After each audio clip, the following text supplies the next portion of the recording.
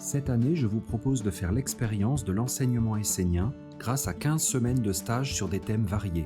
Je vous invite à me rejoindre en Grèce pour des vacances en conscience. Attention, le nombre de places est limité. Tout le mois de mai est consacré à l'alchimie essénienne et l'art de la transformation intérieure. Puis, Jésus nous guidera dans l'art de vivre essénien. Je vous propose ensuite d'entrer dans les mystères d'Égypte grâce à Hermès Trismégiste, puis d'expérimenter la géométrie sacrée avec Pythagore, et enfin de pénétrer les secrets des mythes grecs avec Platon.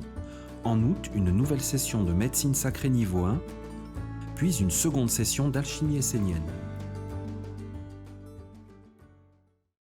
Il y a quelques jours, j'ai retrouvé un interview que j'avais donné au magazine Le Chou Brave, que vous connaissez peut-être, un magazine vegan alternatif, que j'avais donné il y a quelques mois et que je pensais perdu.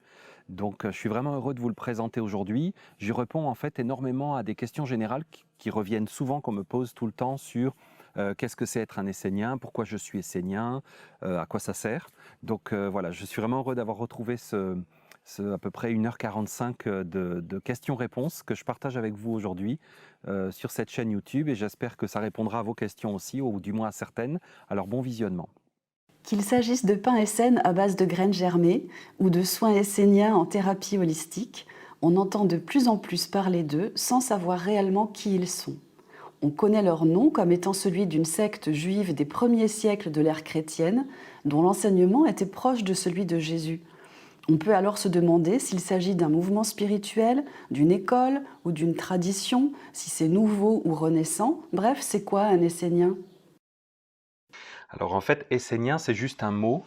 Et donc, comme tous les mots, faut à la fois savoir les utiliser, mais il faut s'en méfier un peu parce qu'on peut les déformer ou les enfermer. Et en fait, ça désigne effectivement une secte juive, dans le sens une partie du judaïsme, parce que donc à l'époque, globalement à l'époque de Jésus, euh, il n'y avait pas le judaïsme comme on le connaît aujourd'hui, qui est relativement unifié. Il y avait vraiment des branches, beaucoup de branches très très spécifiques et assez différentes du judaïsme, donc en Judée. Et parmi les Juifs, il y avait une partie qui était essénienne, et chez les Esséniens, il y avait encore beaucoup de communautés qui avaient leurs pratiques. C'était des religions qui étaient beaucoup moins structurées que ce qu'on peut imaginer aujourd'hui. Donc on a des traces dans l'histoire de ces communautés esséniennes qui avaient comme particularité d'être un peu à l'écart du monde, et puis on retrouve dans certains textes, alors il y avait des disciplines dans certaines communautés, c'était assez intense, il y en a qui ne mangeaient pas du tout de viande, donc qui étaient végétariennes. On a retrouvé des textes qui parlent de connexion avec la nature, de refus de la société telle qu'elle était organisée, structurée.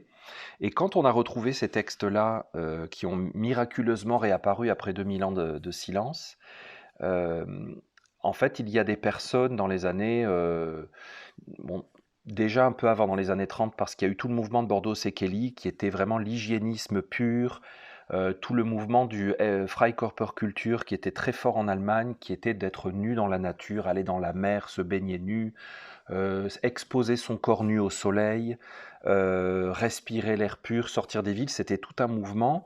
Donc pour schématiser, ça commence dans les années 20, parce Bordeaux-Sekeli retrouve des manuscrits esséniens déjà dans ces années-là.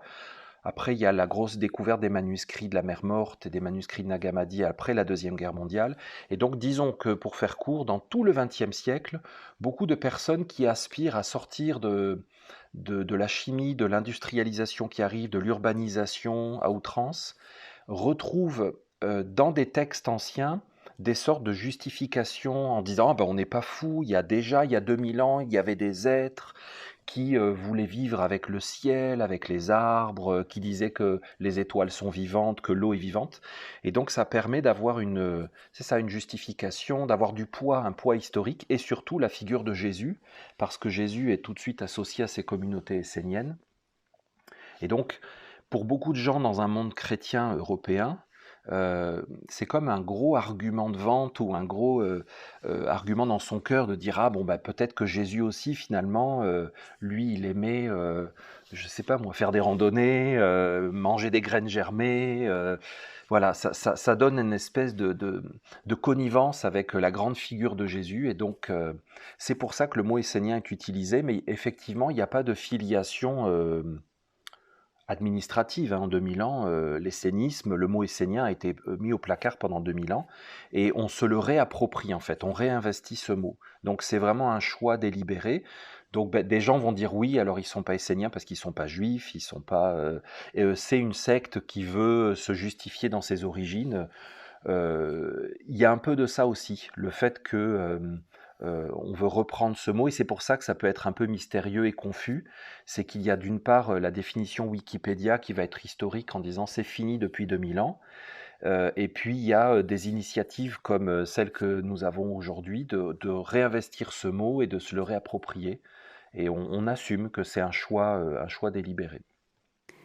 Si vos parents n'étaient pas esséniens, quel a été le chemin qui vous a amené à vous approcher de cette voie pour finalement sauter dedans à pieds joints et ne plus vouloir la quitter? Heu, Bah, de façon très banale, quand on est, un Français de la classe moyenne, scolarisé et qu'on a, une liberté intérieure, parce qu'on a eu une enfance très aimante et très libre, et bien, rapidement, ça devient insupportable d'être dans un carcan enfermé et donc on est à la recherche d'un mode de vie beaucoup plus libre et beaucoup plus, c'est ça, libre de manière générale, mentale, émotionnellement, physiquement et donc c'est quelque chose qui est facile à faire, d'envisager sa vie, différente, c'est-à-dire de ne pas manger la même chose que les autres, de ne pas consommer, comme la norme, de ne pas avoir les mêmes modes de vie, les mêmes habitudes et d'envisager la vie de façon différente. C'est la suite logique de mon éducation en fait, assez libre et emplie d'amour. La souffrance est souvent un déclic qui porte à s'interroger sur soi et à chercher d'autres solutions, naturelles, psychothérapeutiques ou holistiques. Est-elle aussi une porte d'entrée vers l'enseignement essénien? Oui, quand on chemine, au départ, on peut, l'approcher parce que justement on a des problèmes en général. Il y a des choses qui vont pas dans notre vie, donc on commence par avoir besoin d'outils thérapeutiques. Mais si on va au bout du processus de guérison, on s'aperçoit que c'est des choses dans notre vie, en nous-mêmes, qu'on a besoin de changer. Et qu'en fait, les problèmes ou les maladies, les souffrances n'existent pas en tant que telles. C'est juste des désaccords et des choses qu'on doit changer parce que ça ne nous correspond pas.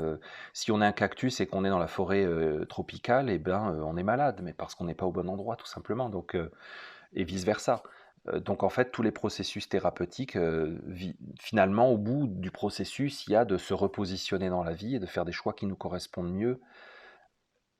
C'est ça. Donc, ça devient une philosophie de vie, mais une philosophie dans le sens pratique, hein. C'est un mode de vie, plutôt un art de vivre, une façon de faire. Pas parce on s'encapsule complètement dans des concepts rigides et qu'on devient super strict et que du coup il faut se coucher tous les soirs à 9 heures, mais parce que ça a des implications émotionnelles, mentales, relationnelles, dans tous nos choix de vie en fait, parce que tout impacte notre santé. Si un Essénien des premiers siècles habitait notre monde d'aujourd'hui, vivrait-il dans une communauté alternative, autonome, solidaire? Les Esséniens sont-ils depuis toujours intrinsèquement hors normes? Ça peut dépendre de ce qu'on vit chacun de nous et comme matériel et comme mode de vie et de ce qu'on estime être la norme et l'ordinaire. Justement, les Esséniens, ils étaient déjà à leur époque, certaines communautés esséniennes étaient connues pour être extrêmement ascétiques, et c'était des choix de vie qui, pour la plupart des Juifs, étaient extrêmes. Hem Et c'était pas que pour les Esséniens, chaque communauté juive avait ces choses sur lesquelles on transigeait pas. Aujourd'hui encore, il y a des communautés juives orthodoxes qui vont, les femmes portent des perruques dans la rue pour ne pas montrer leurs vrais cheveux, bon. Donc ça dépend un peu de ce qu'on estime être, la norme. Par contre, je trouve que, pour aborder voilà, donc il y a d'une part qu'il faut relativiser un peu nos perceptions, savoir qu'elles viennent toujours de notre propre façon, nos propres repères. Et puis aussi savoir qu'il ne faut pas, forcément porter un regard collectif sur un individu. C'est-à-dire, par exemple, connaître ou juger le soufisme par rapport à une personne qu'on connaît qui le pratiquerait, parce qu'en fait, c'est une personne, c'est pas, et il pratique à sa façon à lui. Et chez les Esséniens, il y a un sentiment très fort d'individualisme, et justement, nous trouvons que la société actuelle, qu'on pourrait qualifier d'individualiste, ne l'est pas. Les gens sont dans un consumérisme de masse, sont énormément sous influence, beaucoup plus qu'on veut bien se le dire. Il y a beaucoup de modes, il y a beaucoup de choix qui n'en sont pas. C'est des choix qui nous sont imposés par la société. Si la société décrète qu'on a le choix entre bleu foncé et bleu clair, eh ben on doit choisir entre les deux. On n'a pas vraiment le choix d'autres couleurs.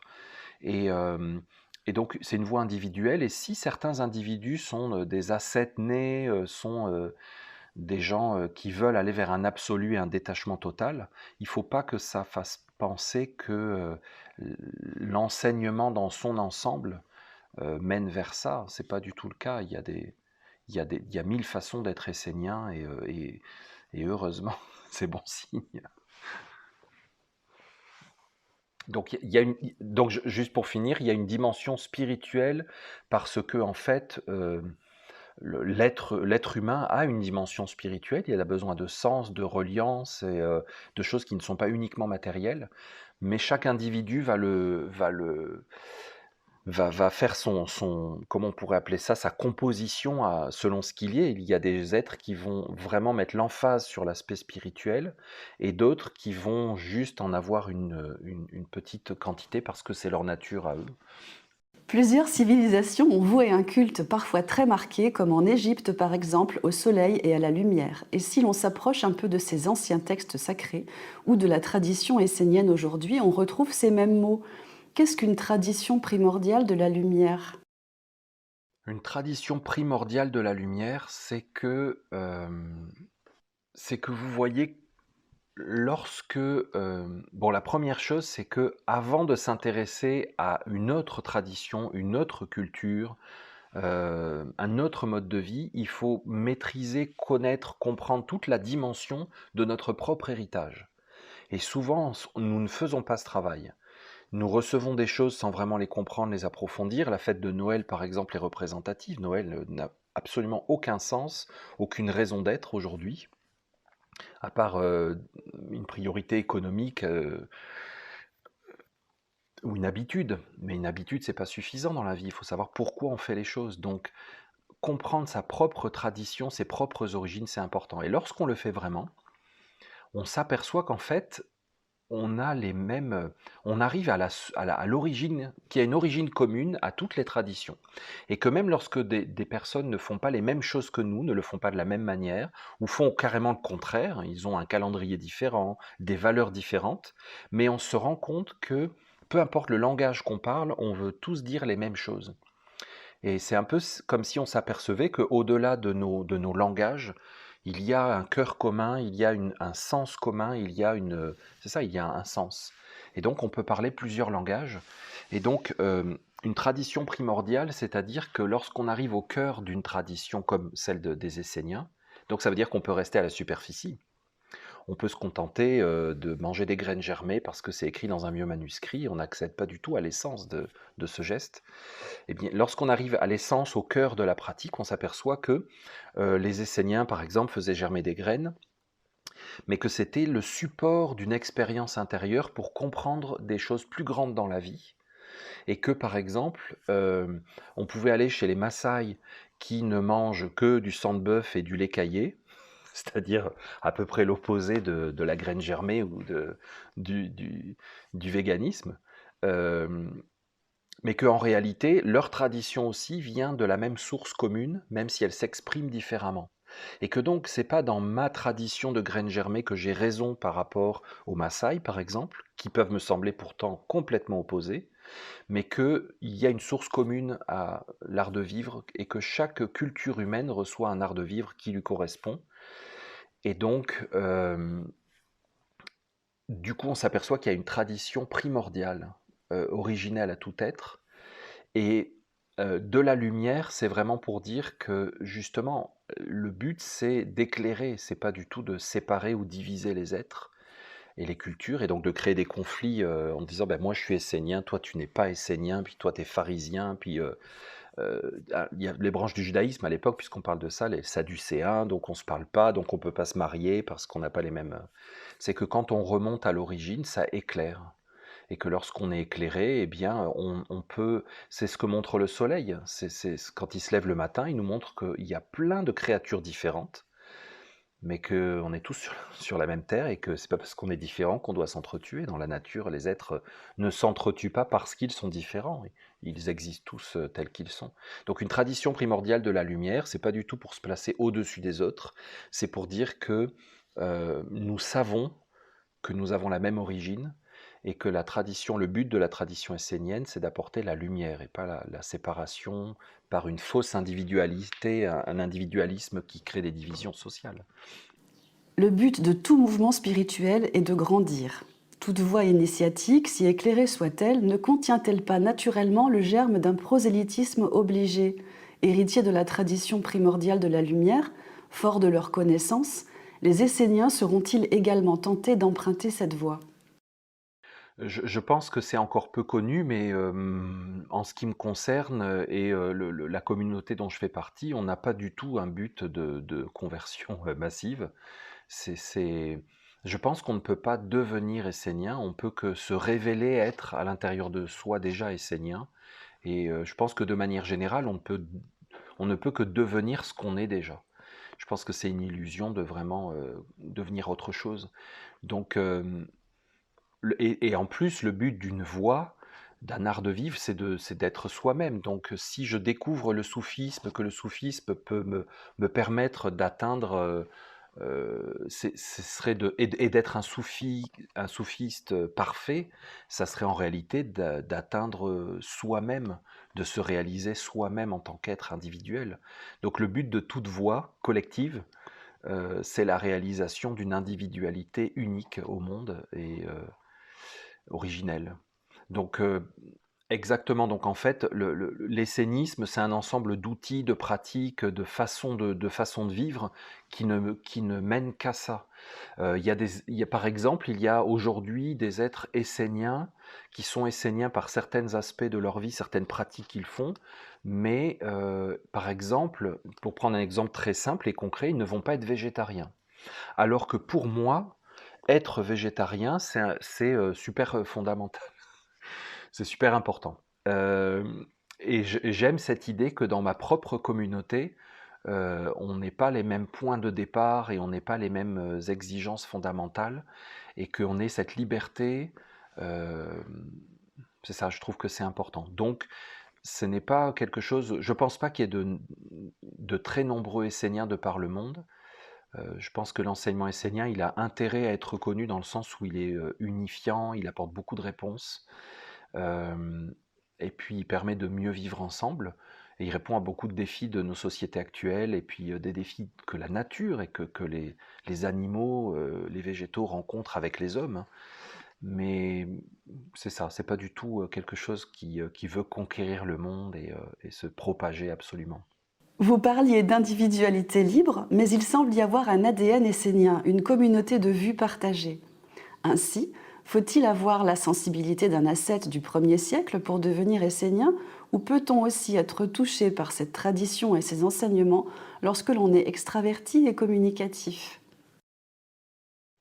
Alors justement, c'est les deux, parce que c'est que si votre nature, c'est d'être un être très communicatif, communicant, passionné, enthousiaste, ben vous allez le faire parce que c'est qui vous êtes.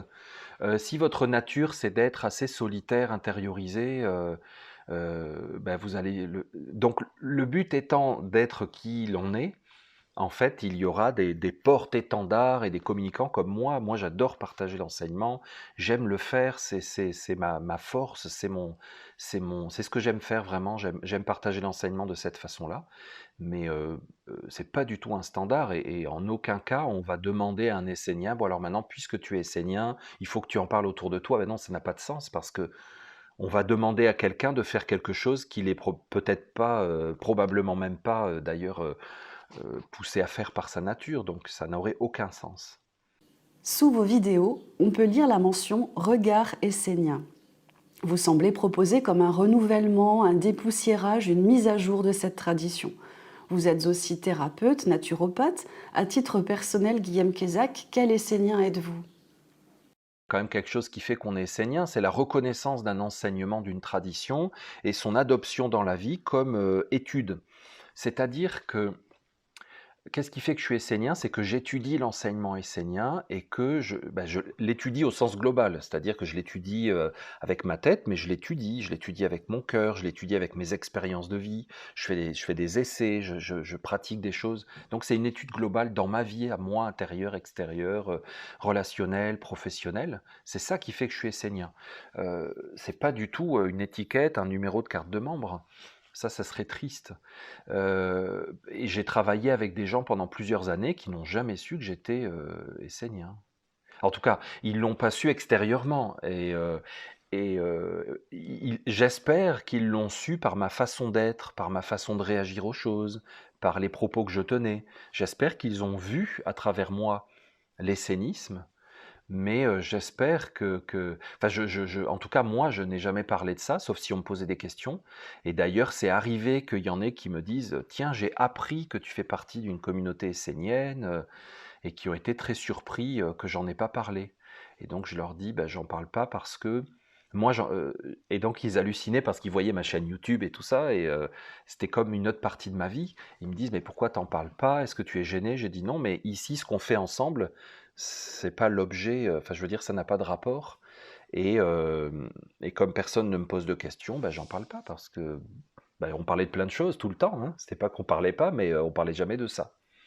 Donc voilà. Le renouveau essénien porte la tradition de grands maîtres qui semblent très différents, comme Jésus, Bouddha, Pythagore ou Zoroastre. Quel lien existe-t-il entre eux? Finalement, qu'est-ce qu'un maître essénien? Oui, il y a des grandes figures majeures qui sont des hommes capables, globalement, le point commun, ce sont des hommes capables de penser, comme on dit en anglais, en dehors de la boîte, en dehors du prêt-à-penser, et qui à chaque fois prennent la terre, la nature, la réalité, l'univers à témoin. C'est-à-dire qu'ils se basent sur la nature et le réel, ils sont capables donc de sortir du moule. Alors, on pourrait dire un anarchiste sort du moule aussi. Et d'ailleurs, il y a peut-être eu des grands maîtres esséniens qualifiés d'anards, mais ce qui serait assez marrant, mais c'est pas. Là encore, voilà, l'anarchisme, bah, c'est un mouvement. Dans ce mot, il y a des choses qui ont été mises, il y a des figures et tout ça. Donc, mais ce sont des êtres comme l'histoire de Bouddha nous le montre bien, c'est que il était dans un moule agréable, parfait, séduisant, attractif et qui probablement aurait donné envie à beaucoup de monde d'être comme ça, mais lui, c'était un prince et il est devenu mendiant, ou il est devenu simple. Il a refusé cet ensemble de choses préconçues, même agréables.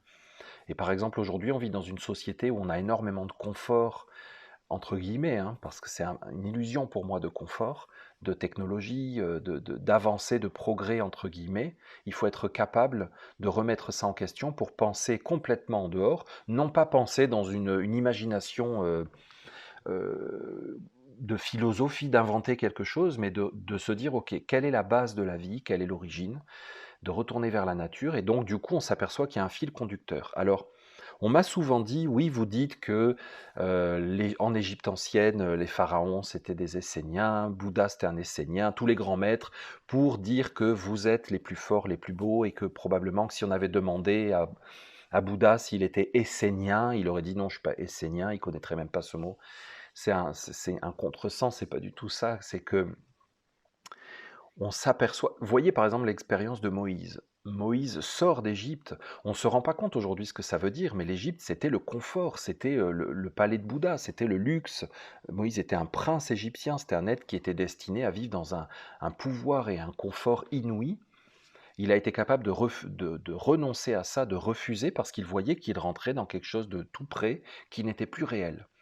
Et alors c'est raconté de façon très imagée dans la Bible, il monte au sommet d'une montagne, ça veut dire qu'il monte au sommet de lui-même, et là, il rencontre une forme de Dieu qui lui dit: «Enlève tes sandales parce que la terre est sainte». Et donc ça, c'est pour dire, tu dois enlever de toi, ce qu'on t'a mis et qui te sépare de la terre, qui te sépare du réel, qui te sépare d'une capacité à contacter les arbres, les insectes, les animaux, l'eau, le ciel, les oiseaux, et à rentrer dans un monde. Parce que les Égyptiens avaient le même problème que nous, ils étaient rentrés dans une perception de la réalité fantasmée. Donc ils disaient, il y a Dieu l'oiseau, Dieu le crocodile, Dieu l'hippopotame, Dieu le tigre, pas le tigre, le lion, mais finalement, au fil des siècles, ils étaient rentrés dans une imagination du réel, des animaux, du Nil, mais ils ne vivaient plus de contact organique, primal, ancestral, simple avec le Nil. Ils l'avaient perdu. C'était devenu une religion, comme aujourd'hui. Moi, j'ai grandi avec les documentaires de Nicolas Hulot, avec les déodorants qui préservent la couche d'ozone. Je suis de cette génération où on a commencé à nous faire bouffer une écologie prête, hein, des petits trucs qu'on met au micro-ondes d'une minute. Donc une pensée écologique, écologiste, voilà, minute. On préserve la couche d'ozone parce qu'on achète un déo sans gaz à effet de serre. On regarde Nicolas Hulot et on voyage dans le monde, on découvre que la nature est merveilleuse. Par contre, je n'ai pas appris avec ces documentaires et cette consommation éco-responsable à réellement sentir les changements de saison, euh, sentir qu'est-ce qui était bon pour mon corps de manger. Vous voyez, donc je dois aller sur internet ou dans des bouquins pour savoir combien de grammes de protéines je dois manger par jour, parce que finalement, je ne suis plus capable de savoir quoi manger. Et donc en tant que thérapeute, je rencontre des gens et mon boulot, c'est de leur réapprendre à avoir un contact direct avec leur corps. Donc quand on dit les pharaons d'Égypte, Bouddha, Mahomet étaient esséniens, c'est parce qu'à chaque fois, ce sont des êtres qui ont essayé de sortir des carcans de leur époque, quelle qu'elle soit, et de redonner un message d'une façon de se relier au réel.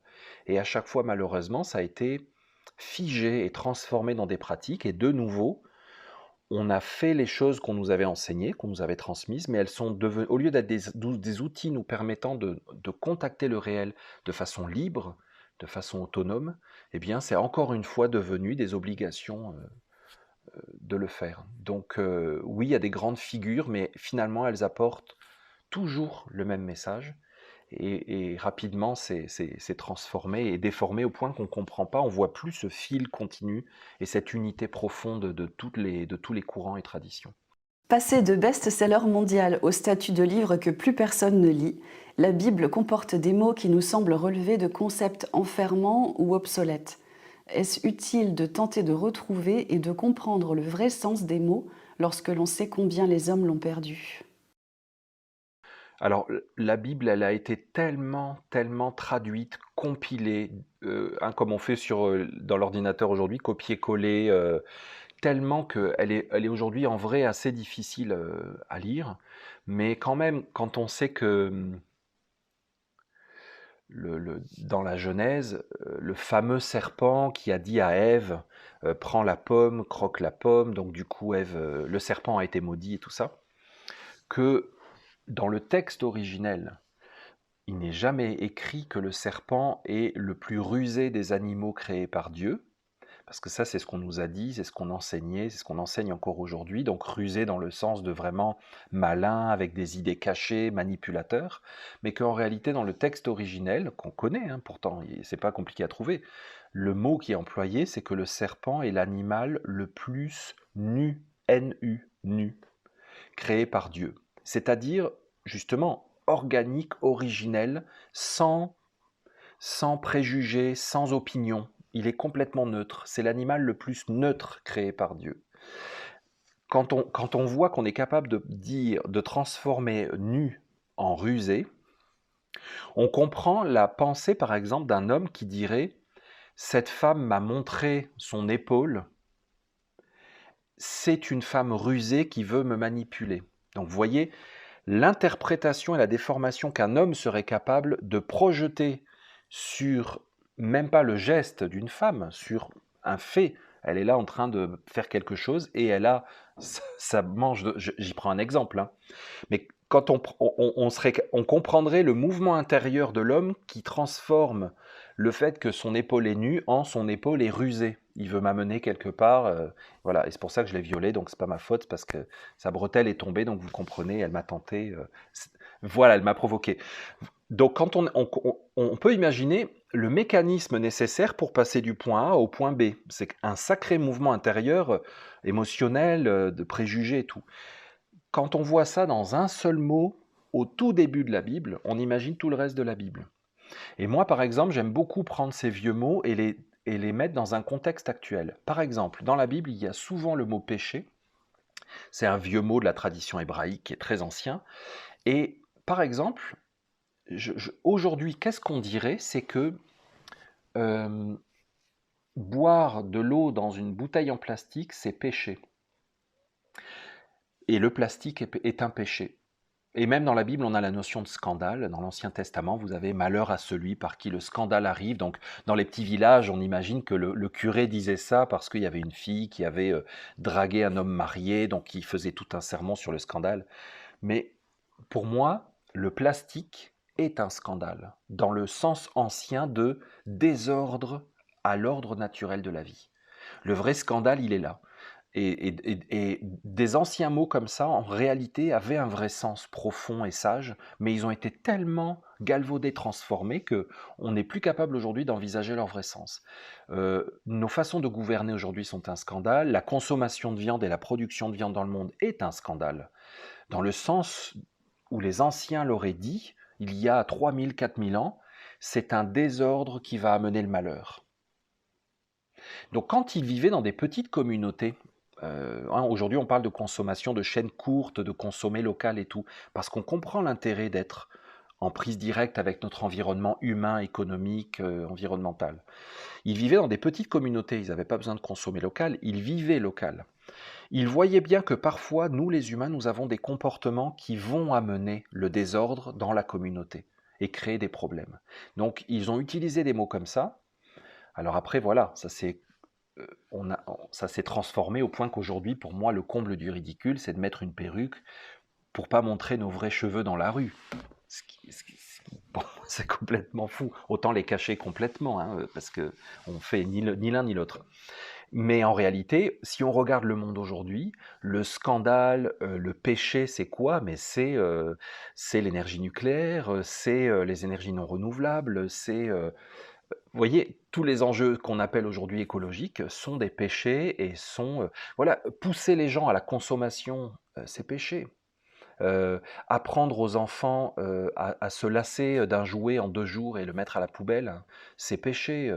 Les petits jouets Kinder en plastique, hein, l'autre fois j'en voyais un, je me disais mais combien de milliards de petits trucs en plastique sont là pour la satisfaction pendant 1 minute d'un enfant? C'est complètement dingue. Et éduquer un enfant de cette façon et faire entrer à l'intérieur de lui ce processus de satisfaction immédiate va le mener à sa perte et à la perte de toute sa société et va nous amener, nous tous, au malheur et même la planète. Donc par exemple, si on parlait un ancien langage, on dirait péché, tu es coupable, parce que dans la Bible, il y a cette notion que la culpabilité d'un individu, l'éternel, alors par exemple, il y a un autre mot, l'éternel, c'est l'éternité. C'est pas une personne, l'éternel, c'est l'éternité. Ça veut dire, sors de ta petite vision étriquée à 20 ans, tiens, allons dire ça aux hommes politiques, et calculons nos décisions collectives sur une échelle beaucoup plus longue, genre l'éternité. Je peux vous garantir qu'il y a plein de choses qu'on ne ferait plus, hein. Plus du tout, c'est sûr. Donc, quand on dit l'éternel punit la faute d'un homme sur plusieurs générations, alors on va dire, voilà, un homme a tué quelqu'un, c'était un péché, et donc ses enfants, ses petits-enfants, sur cette génération, ils vont être punis par les lois de Dieu. Aujourd'hui, c'est très intéressant de remettre ça dans notre contexte actuel. On parle de génération future. Voilà, moi, encore une fois, je suis de la génération Nicolas Hulot, le commandant Cousteau et tout ça. On nous a bassiné avec ça.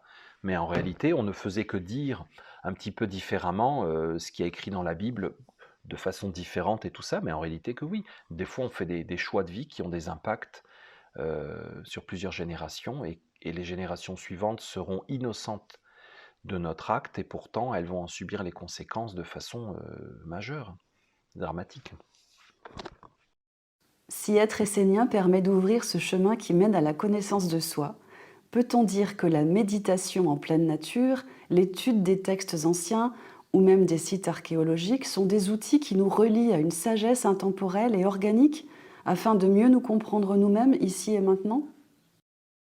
Moi, je suis tout à fait d'accord. Je pense que moi, j'adore l'histoire, j'adore l'archéologie, parce qu'en fait, en faisant ça, je m'étudie moi-même et j'étudie le moment présent. Je ne fais que méditer sur le présent, mais je fais apparaître un contraste en allant chercher le passé. Le passé fait apparaître une différence. Je voyage, j'ai beaucoup voyagé, je voyage et c'est la même quête. Quand on voyage, c'est parce qu'on veut, par contraste, se faire apparaître soi-même en étant dans des environnements différents. En tout cas, moi j'aime bien cette façon-là. Et j'aime bien aller en Grèce parce que j'emmène des groupes en voyage initiatique parce que la Grèce, c'est la tête, ou comment on pourrait dire, c'est l'origine de toute l'Europe et de toute notre culture occidentale. Et on voit l'apparition de deux phénomènes super importants, c'est la métallurgie. À partir du moment où l'homme a commencé à fabriquer des métaux qui n'existaient pas dans la nature, il a commencé à se dire, oh la vache, je peux modifier la nature structurellement, hein, puisqu'on fait des alliages de métaux, on mélange des molécules, et ça a été comme, ça a fait naître à l'intérieur de l'homme un sentiment de toute puissance, qu'on voit, qu'on appelle l'âge de bronze, l'âge du fer, c'est-à-dire où tout d'un coup il y a une domination avec un chef, avec une hiérarchie qui se met en place, avec des êtres qui obéissent et qui doivent bosser pour le chef.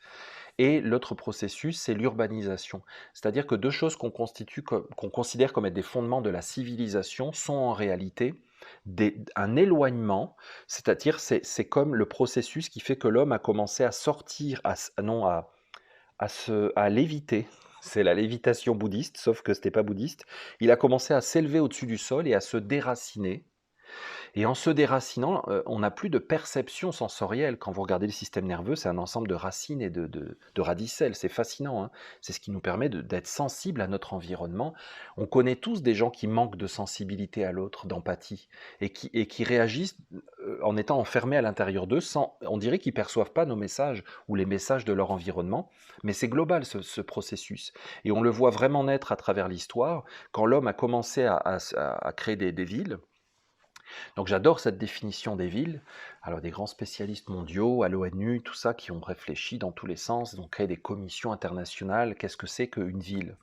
Et donc ils sont arrivés à cette définition qui est vraiment bonne. C'est un ensemble de personnes, une surface, un milieu de vie, qui ne peut pas produire sa nourriture, qui ne produit pas sa nourriture. Donc il a besoin que d'autres produisent la nourriture. Et je trouve que c'est très vrai, parce qu'à partir du moment où on n'est plus capable de produire notre propre alimentation, eh bien on devient en large partie hors sol. Ça veut pas dire qu'on n'a plus de perception. Moi-même, je ne produis pas ma nourriture, hein. Je suis un théoricien là quand je parle. Mais et je trouve qu'à partir du moment où il y a eu cette urbanisation et cette fabrication de substances artificielles, alors là, ça y est, l'humanité a décollé, elle est rentrée dans un fantasme de la vie, un fantasme du réel. Elle a perdu contact complètement, en réalité, pour moi, avec la nature, et elle a commencé à perdre sa sensibilité aux animaux, aux, aux arbres, aux plantes, et à ne plus, ben c'est ça, à ne plus capter le réel. Et aujourd'hui, on imagine que lorsque quelqu'un est élu, lorsqu'il est diplômé, il a nécessairement le sens de ce qu'il faut faire et de ce qui va arranger et régler les problèmes. Je pense qu'il y a une grande illusion là-dedans parce que euh, comment voulez-vous que 30 000 fonctionnaires européens à Bruxelles, non 40 000 plus 30 000 lobbyistes, tous ensemble enfermés dans une petite boîte, complètement hors sol, qui boivent leur café dans leur petite machine à expresso, qui mangent leur petit sandwich panini à la cafette, et qui passent leur journée sous des néons et au téléphone. Comment peut-on croire qu'ils sont en prise avec le réel et qu'ils vont avoir des idées nouvelles et des perceptions de la réalité? C'est absolument impossible. Et comment on peut croire que si nous continuons à vivre dans des villes dans des systèmes artificiels, sans prise, directe avec la nature, sans sensibilité, nous allons aussi avoir des idées et des solutions. Je pense que ce n'est pas possible, c'est un leurre. D'où cette idée omniprésente dans l'enseignement et l'art de vivre essénien, d'apprendre à se retirer. Donc se retirer en soi-même, sortir de nos problèmes pour prendre du recul, qu'on retrouve beaucoup dans le bouddhisme, euh, se retirer à la campagne, se retirer, faire une communauté pour essayer de retrouver un fonctionnement beaucoup plus organique et d'être dans une communauté à échelle humaine. On retrouve toutes ces idées, c'est pas que les Esséniens, c'est que je pense que beaucoup d'êtres perçoivent ce besoin de ressentir le réel par eux-mêmes et pas forcément à travers. Alors c'est fou, aujourd'hui, on regarde des documentaires de la nature avec des objectifs macro en 4K sur des écrans et on regarde des petits insectes, des micro-mousses, des petits champignons, des algues vivre et fonctionner. Mais on dirait que plus on zoome et plus on augmente la qualité extérieure de l'image, moins on a de perception réelle de nous-mêmes et de notre place dans la vie, sous les étoiles. C'est assez spectaculaire. Il y a une décorrélation et une augmentation des processus. Il y a de plus en plus d'activités nature, mais on a le sentiment que plus on veut l'observer au microscope, moins la nature se révèle. Alors ça me fait rire parce que on voit souvent dans les magasins, on va à Nature et Découverte, on va, je sais pas, moi je connais pas trop la France depuis quelques années, mais on va dans des endroits comme ça et puis on achète pour nos enfants un petit kit. Alors c'est une boîte en plastique, dedans il y a une loupe en plastique, et puis une autre petite boîte en plastique, puis une pince en plastique, machin, machin. Tout ça c'est fait en Chine et on se dit on va faire une activité avec notre enfant, donc on y va, on va ramasser une coccinelle, puis il va la mettre dans la boîte, puis il va la regarder, puis je trouve que c'est complètement dingue et c'est très révélateur de notre façon d'être en contact avec la nature. Donc le gamin, il a ses bottes en plastique, son manteau en plastique, et puis après il rentre vite dans sa maison en plastique, et puis il va prendre des photos, et puis il va mettre ça sur sa page Facebook et partager ça avec ses amis, et on a une illusion de contact, mais je pense pas que ce soit réel et que ça amène vraiment quelque chose dans nos vies, je pense. Si Dieu habite la campagne, comment faire pour le rencontrer quand on habite en ville? Les savoirs ancestraux empiriques rejoignent les textes sacrés qui nous disent que Dieu est partout présent, au-dessus et en dessous, omnipotent et omniscient. Finalement, Dieu, est-ce la nature? L'enseignement essénien, la tradition essénienne est basée sur, alors dans la Bible, vous allez trouver ça sous le nom des 4 lettres hébraïques qui donnent le mot Yahvé. C'est un des noms de Dieu, c'est-à-dire une des expressions du divin qui correspond en réalité à ce que nous aujourd'hui on appelle les 4 éléments, que tout le monde connaît, hein. Donc le Yod, Vav, les 4 lettres hébraïques, mais ça n'a pas d'importance, ça je vous parle de l'ancien langage, c'est simplement le feu, l'air, l'eau et la terre. Ces 4 éléments sont alambiqués, j'allais dire, associés, et ils se retrouvent partout, forment tout et font apparaître le cinquième. Et ces 4 éléments sont la base constitutive de tout ce qui existe. Et l'homme a ceci d'extraordinaire, c'est que pour faire son expérience de vie et son expérience de contact avec le divin, il a à disposition un corps. Et en réalité, notre corps est un morceau de la terre, de la nature vivante. Notre corps, c'est de la terre qui parle, qui marche, qui joue, qui pense. Nous sommes de la terre qui pense, qui parle, qui marche, qui court, qui aime, qui veut, qui pleure. Nous sommes de la terre. Et la terre, la nature n'est en aucun cas extérieure. Donc, l'objet principal d'étude d'un Essénien, c'est son corps, son propre corps physique, et sa place et sa relation avec les éléments, la nature, le ciel. Donc, où que l'on soit, à partir du moment où on est vivant dans un corps, où que l'on soit, qui que l'on soit, quelles que soient nos conditions de vie, rien, absolument rien ne peut nous empêcher de contacter le divin. On peut être dans les couloirs de la mort aux États-Unis en attente d'être exécuté, jusqu'au dernier moment, jusqu'au dernier instant, jusqu'à l'injection létale. Personne ne peut nous empêcher de contacter Dieu, parce que Dieu est là. Il ne peut pas être plus proche. Donc le but de tout l'enseignement essénien, c'est simplement ça. Et d'ailleurs, je me souviens très bien, moi je suis essénien depuis 30 ans, je pense que c'est au bout de 4-5 ans que je m'étais dit, mais en fait, tout ça, c'est pour, juste redevenir qui on est vraiment. Je m'étais rendu compte que au début, j'essayais d'être quelqu'un d'autre. C'est normal, j'étais très jeune, hein, j'ai commencé à être essénien à 16 ans, mais donc je me construisais aussi en tant qu'adulte. Mais à un moment, je me suis rendu compte, je me suis dit non, mais il faut arrêter cette espèce de quête permanente d'être. En fait, tout ce que je trouvais n'était que déjà à l'intérieur de moi. Et à un moment, j'ai pris conscience, je me suis dit, mais en fait, voilà, tout ça, c'est juste pour être qui on est. Que d'efforts, que d'efforts. On m'a tellement éloigné de moi-même, ou on m'a tellement empêché de juste être conscient de moi-même et de mon environnement immédiat que je dois faire des efforts pour simplement redevenir qui je suis, être qui je suis et percevoir qui je suis. Et donc, quand on est dans un immeuble au 4e étage, eh bien, on peut boire de l'eau. Et l'eau est une expression du divin que l'on peut et qu'on a intérêt euh, contacter et on a intérêt à réapprendre à voir le divin dans l'eau. On peut respirer même quand on habite au 4e étage. Donc on peut réapprendre à percevoir et à s'éveiller au fait que, vous savez, je vais vous dire un truc. Si Dieu existe et qu'il n'est pas dans l'air, alors je n'y crois pas. Je ne vois pas quel Dieu existerait et qui ne serait pas dans l'air. Parce que qu'est-ce qui est plus important que respirer? Rien. Qu'est-ce qui est plus important que boire? Qu'est-ce qui est plus important que la lumière et la chaleur? Vous voyez, qu'est-ce qui est plus important? Allez demander aux gens qui ont vécu un tremblement de terre. Qu'est-ce qui est plus important que d'avoir une stabilité sous ses pieds? Rien du tout. Demandez à quelqu'un qui a une fracture, qu'est-ce qui est plus important que la stabilité à l'intérieur du corps, la solidité, la fixité, la confiance? Si Dieu, c'est pas ça, ce n'est rien. Demandez à un bébé qu'est-ce qui est plus important que le sein de sa mère.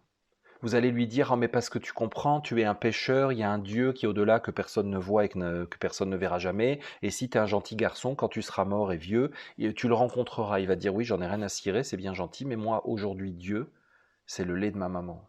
Il n'y en a pas d'autre. Et il a raison, il n'y a pas d'autre Dieu que le sein d'une femme.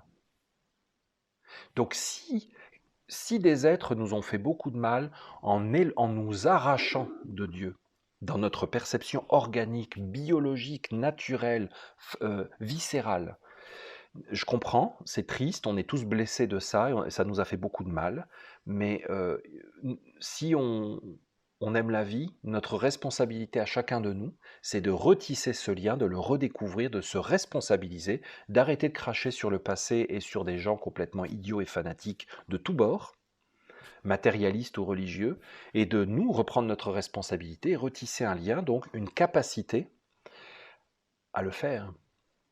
Et ça, c'est ce que nous on appelle des pratiques esséniennes, il y en a beaucoup, qui ne sont que des outils pour retisser le lien. Vous voyez, un autre lien important, c'est le printemps. Ici, on est au Québec, on est au mois de mars, il a encore fait moins 30, il a fait moins 20 hier, moins 15 cette nuit. Je peux vous garantir que si Dieu, c'est pas le printemps, Dieu n'existe pas, hein. Tout le monde l'attend comme le Messie, le printemps. La terre l'attend, les arbres en ont marre, ça suffit, quoi.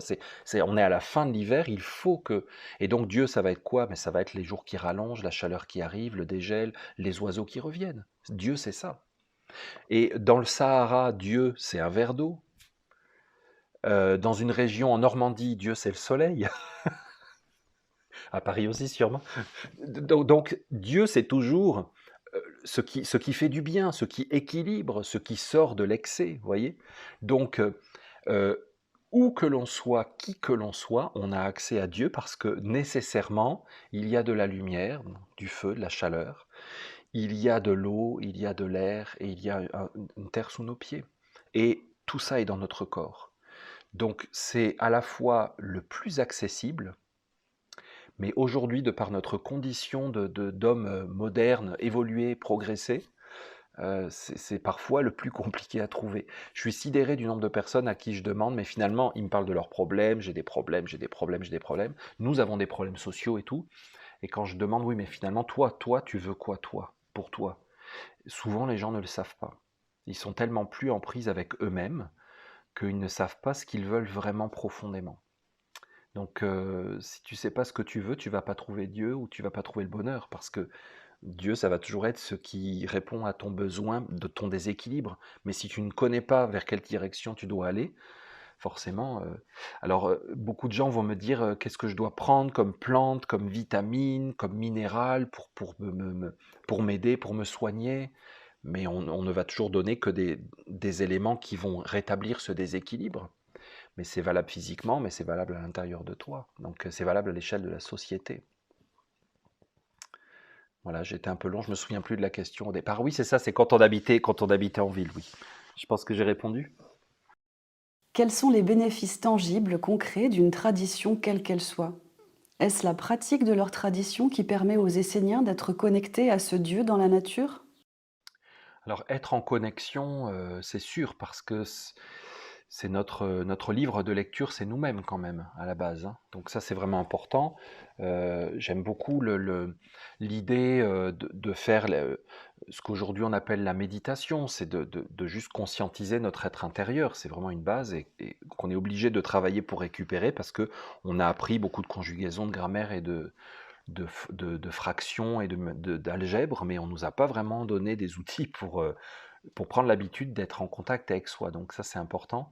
Maintenant, c'est l'intérêt d'une tradition, c'est le bagage.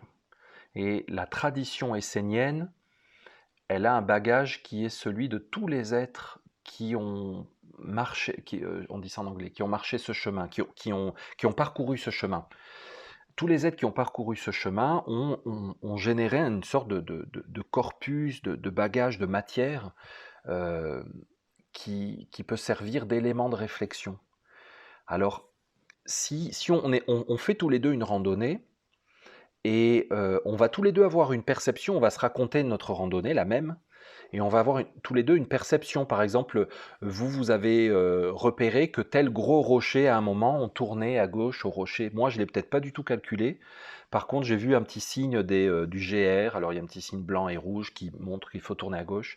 J'ai vu un lac que vous n'avez pas vu. J'ai vu un sommet. Vous voyez, on va avoir chacun nos repères. Donc, en aucun cas, le récit de l'un peut être la vérité de l'autre. Chacun va avoir son propre récit. Mais quand même, on peut se léguer les uns aux autres des cartographies, des souvenirs, des explications. On a retrouvé en Australie des cartes qui sont extrêmement anciennes, des traces sur des rochers, des petites choses gravées, et on s'est aperçu, on ne savait pas ce que c'était parce que c'était très étrange. En fait, c'est une cartographie de où il y a un lac, où il y a une rivière, où est le chemin, où il faut tourner. C'est des espèces de signes que des aborigènes ont laissés pendant des milliers d'années. Ils se sont orientés de cette façon-là. Pendant des milliers d'années, ils ont pu lire ces signes. C'est vraiment fascinant.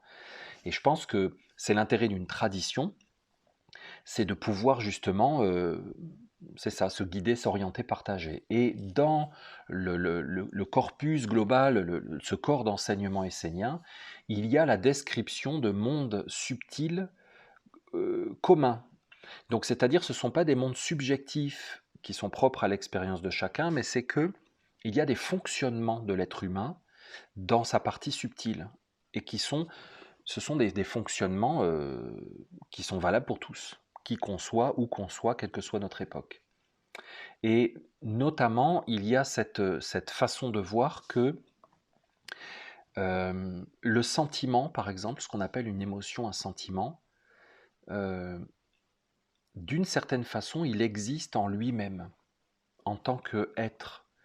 Et c'est pour ça que on est capable, nous les humains, de décrire des sentiments et d'avoir des mots.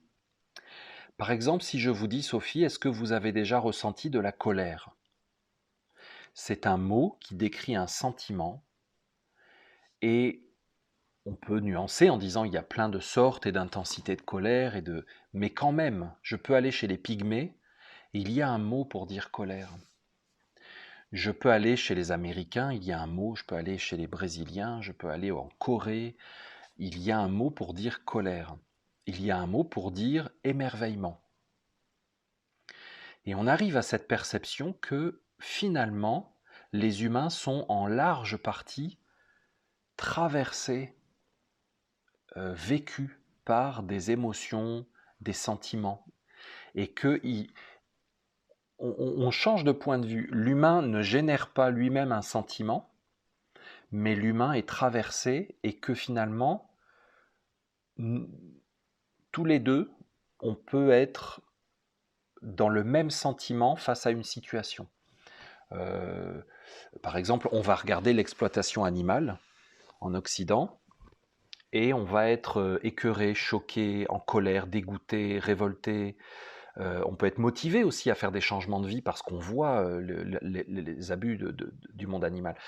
Donc finalement, on va être traversé par des choses communes. Et c'est très important parce que à partir du moment où on veut rentrer en soi, on va conscientiser comment on se sent, qu'est-ce qui vit en nous comme désir, comme pensée. Il faut savoir cette chose-là, elle est très importante, que nous ne sommes pas l'origine spontanée. Hein, la fameuse génération spontanée, le débat qu'il y avait avec Pasteur à l'époque, certains qui disaient que les choses avaient une origine bactériologique et tout ça, et d'autres qui disaient que la vie pouvait apparaître de rien. Moi, je ne pense pas que les choses apparaissent de rien, c'est pas vrai. Et donc, il faut quand même avoir cette lumière. On parlait de la lumière de la tradition primordiale, c'est que l'enseignement essénien est une lumière qu'on peut projeter sur sa vie intérieure, pas pour la filtrer, l'orienter, la formater, mais pour éclairer.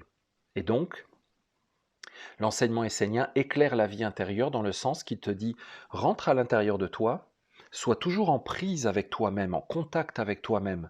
Ne te perds pas de vue toi-même, c'est dangereux, c'est péché de te perdre de vue toi-même, parce qu'à un moment donné, tu vas, comme disait Jésus, les borgnes conduisent les aveugles et puis ils vont tous tomber dans un trou. Donc il ne faut pas te perdre de vue, mais prends la petite lumière que je te donne, n'oublie pas que les choses viennent à l'intérieur de toi, ou elles surviennent, et elles te quittent, mais elles ne viennent pas de nulle part, et elles ne vont pas nulle part, elles ne disparaissent pas, rien ne disparaît. Donc tout à coup, tu t'aperçois, en commençant cette exploration de toi à la lumière de l'enseignement essénien, tu vas te dire, ok, donc si je ressens de la colère, tout d'un coup, je vibre en résonance avec tous ceux qui ressentent de la colère. Et je ressens de la colère maintenant, et quand je ne la ressens plus, il y a quand même quelqu'un sur Terre, au moins une personne, qui ressent encore la colère. Donc la colère est toujours quelque part. Et ça donne une toute autre façon de voir la vie. Et quand on commence à s'observer de cette façon-là, les journées deviennent passionnantes, parce que c'est ça, c'est l'objet d'une observation de soi permanente. Non pas pour devenir complètement fou et puis obsessionnel, mais il se passe toujours quelque chose d'intéressant et on commence à découvrir qu'il y a des processus euh, répétitifs et qu'on peut mettre à nu, pas, même soi-même, par nous-mêmes, on met à nu des mécanismes de fonctionnement avec ceux qui nous entourent, avec ceux avec qui on travaille, avec nos enfants, avec nos parents, avec les médias. On voit que finalement les médias provoquent des choses en nous, qui provoquent encore une chose. Et qu'en fait, on passe beaucoup de temps à être en action-réaction, avec des stimuli extérieurs, et que finalement, souvent, notre être profond, intime, interne, on- souvent on lui donne pas beaucoup voix au chapitre dans notre vie. On vit beaucoup de choses sans jamais l'interroger vraiment, sans jamais se questionner vraiment plus profondément que la surface action-réaction. En tout cas, c'est une porte après qui s'ouvre et puis c'est une exploration permanente. Si la tradition est une culture commune à un groupe, si l'homme est un fil dans la trame, cette même tradition peut-elle vraiment lui donner les clés pour se libérer de la souffrance, bien souvent induite par d'autres personnes de cette même tradition? Oui, c'est que les traditions du monde ne sont que ne sont faites que pour éveiller la lumière à l'intérieur de l'homme et lui permettre de se connaître à travers une expérience de vie. C'est-à-dire que si ma tradition, c'est la Norvège, euh, ça c'est mon point de vue, je pense il n'est pas nécessaire ou souhaitable d'aller à Bali ou au Kenya ou explorer des traditions tant que l'on n'a pas vraiment exploré sa propre tradition. Parce que ça ne veut pas dire qu'on ne peut pas voyager, découvrir et puis s'ouvrir au monde, hein, pas du tout. Moi, j'aime beaucoup ça. Mais il y a un piège dans le fait aujourd'hui, cette ouverture et cet accès incroyable qu'on a à tout, hein. Je veux dire, on prend un avion, demain on est à Ushuaïa, on est au Kamtchatka, on peut voyager demain partout dans le monde, c'est fou. Mais justement, il y a un piège là-dedans, c'est le même esprit de consommation, de ne pas du tout apprécier, de ne pas aller au fond des choses, de ne pas percevoir la valeur. Et donc, si ma tradition c'est la Norvège, il faut qu'elle me soit vraiment transmise. C'est-à-dire qu'il faut que mes parents, mes grands-parents me transmettent la totalité de leur bagage. Sauf qu'aujourd'hui, eux-mêmes l'ont pas beaucoup vraiment reçu en totalité. Ces jours très longs, ces nuits très longues, je sais pas, je ne suis pas norvégien, mais je suis sûr que par exemple, quand on vit dans un fjord, il y a toute une sagesse contenue dans le fjord et puis des correspondances à l'intérieur de nous. C'est très mystérieux, c'est très particulier, ces sommets de falaises vertigineux qui plongent directement dans l'eau profonde, et puis ce dédale. Il y a des choses qui nous enseignent et qui nous parlent de la vie intérieure, où que l'on soit, dans quelques circonstances que l'on soit, il y a quelque chose. Par exemple, dans Le Seigneur des Anneaux, j'aime beaucoup cette idée des races. Il y a les hobbits, les humains, les elfes, et chacun est un environnement, et chacun, il n'a pas un supérieur à l'autre, chacun a ses leçons, sa sagesse, son mode de fonctionnement et sa dignité, son sens. Et le but de chacun, c'est d'accéder à lui-même à l'intérieur. Donc, peu importe la langue. Aujourd'hui, on est dans une époque incroyable, hein, parce qu'on parle beaucoup de multiculturalisme, et je trouve que on va pas vraiment au bout de l'idée. Peu importe la culture dans laquelle on est, il n'y a pas une culture supérieure à l'autre. Toutes les cultures sont des véhicules pour permettre à chaque individu d'accéder à son être profond. Parce que c'est un petit peu comme si on disait, alors moi je suis essénien, donc si tu es musulman, bah, il faut que tu deviennes essénien parce que c'est la seule... c'est comme si je disais, si tu parles grec, tu dois parler français parce que le français est la seule langue de Dieu. C'est vraiment ce qu'on entend dans des religions. Avant, c'était le latin. Il fallait parler latin pour parler le langage de Dieu. Pour l'islam, probablement, je ne connais pas, je ne suis pas spécialiste, mais qu'il faut apprendre l'arabe parce qu'on ne peut prononcer les paroles du Coran que en arabe. Dans des langues, il y a j'avais connu, moi, des disciples de religion orientale qui apprenaient le bengali, le tibétain pour... je trouve qu'il y a un phénomène d'acculturation, d'hégémonie culturelle qui est très dangereux, et moi je n'approuve pas ça. De tout temps, les Esséniens ont traduit les textes. Quand vous voyez des êtres qui traduisaient les textes sacrés pour que tout le monde y ait accès, vous avez des Esséniens. C'est la marque des Esséniens, c'est de permettre à chacun d'accéder à l'expérience là où il est dans ce qu'il est.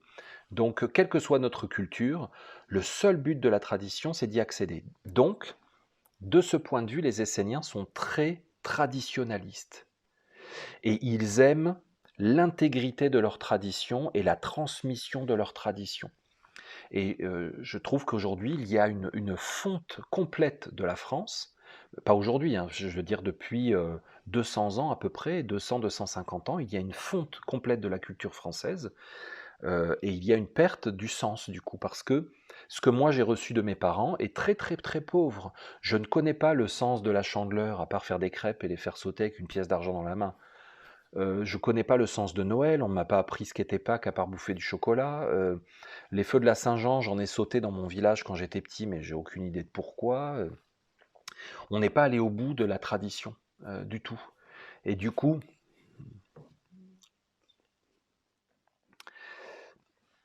c'est ça.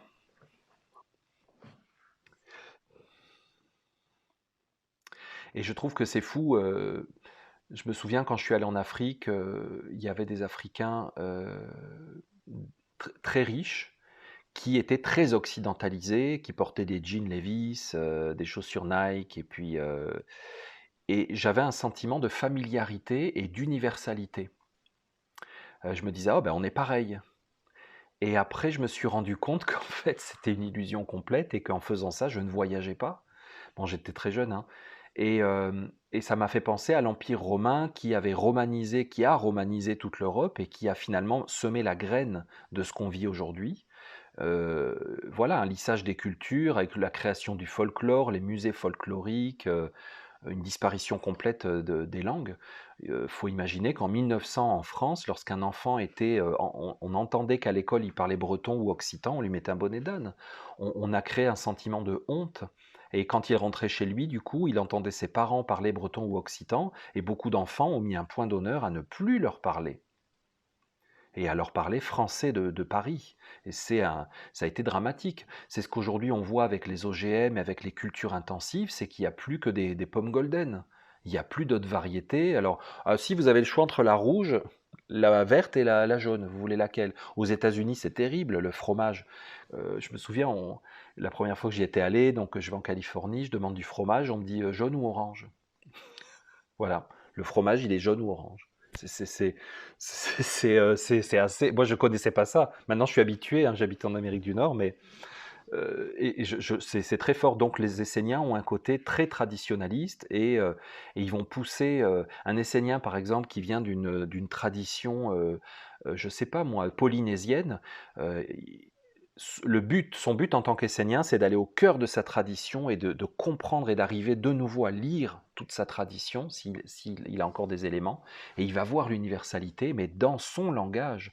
Un Polynésien, il va parler, je ne sais pas, je ne connais pas, des coquillages, de la mer, des bateaux, du volcan, il va utiliser son monde, la noix de coco, c'est sacré pour lui, pourquoi on va aller en Polynésie dire qu'il faut du pain et du vin parce que c'est chrétien? Le pain et le vin et la brebis, c'est la culture de Judée de l'époque du Christ. Vous voyez, je trouve que chaque culture doit avoir ses minéraux, ses végétaux, son soleil, son ciel, ses nuages, sa terre, ses couleurs, ses animaux sacrés.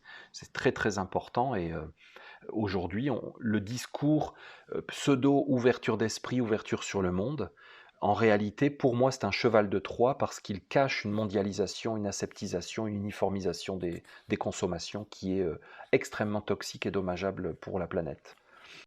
Si l'homme se nourrit de cultures hors sol, toute nourriture confondue, fruits et légumes vendus en supermarché, médias qui diffusent du prêt-à-penser, est-il lui aussi en passe de devenir un produit cultivé hors sol? Si oui, en quoi est-ce grave?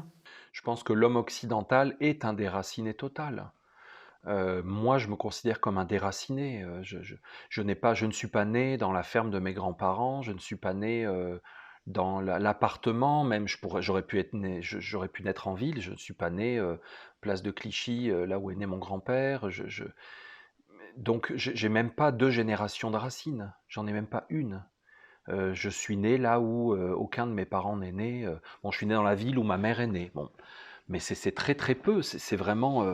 et je n'ai pas grandi dans la ville où ma mère a grandi. Donc nous sommes largement des déracinés, et aujourd'hui on veut même faire des cultures un problème. On fait du communautarisme un problème, parce que des communautés cohabitent, et on n'arrête pas finalement de nous dire que c'est un problème, les différences sont un problème. Euh, je pense que si l'être humain est déraciné, à ce moment-là, parce une culture humaine du point de vue essénien vient de la terre. C'est la terre qui fait l'homme.